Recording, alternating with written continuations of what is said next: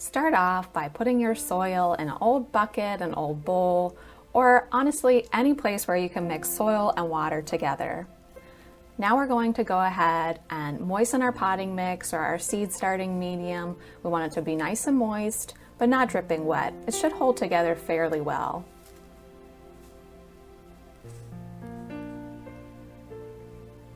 Now we can go ahead and fill up our cell trays with this soil. Fill them all the way to the top. The type of seed that you're sowing will determine how deep you plant that particular seed. Some seeds need to be buried and need darkness to germinate, while some seeds, like the snapdragon seed I'm holding now, want to be surface seeded, meaning you just press them into the very top of the medium and don't cover them up. But all this information can always be found on the back of the seed packet, so just follow their instructions for seed planting depth. Next, make a little hole for each seed. This is where I like to use my pencil, but a chopstick would work well too. And then drop 1 or 2 seeds in each hole. And then go ahead and cover them up with soil. But as I say, if you are using a seed that only wanted to be surface sowed, you would just press the seed right onto the top of the medium and then be done after that step. Now we want to cover our tray with the humidity dome and take it over to the heat. I'm using a radiator, but if you didn't have this, use a heat mat set to 70 degrees. Be sure to go ahead and check on your seeds every day. Once you have 50% germination in the tray, remove the humidity dome and immediately take your seedlings to your lighting setup. Place these trays under T8 or T12 fluorescent shop lights, 1 warm and 1 cool bulb for the full light spectrum.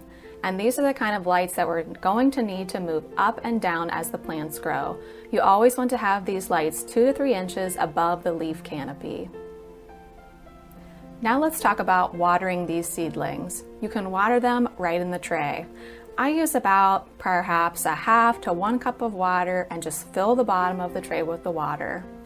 Then the cells are able to wick it up.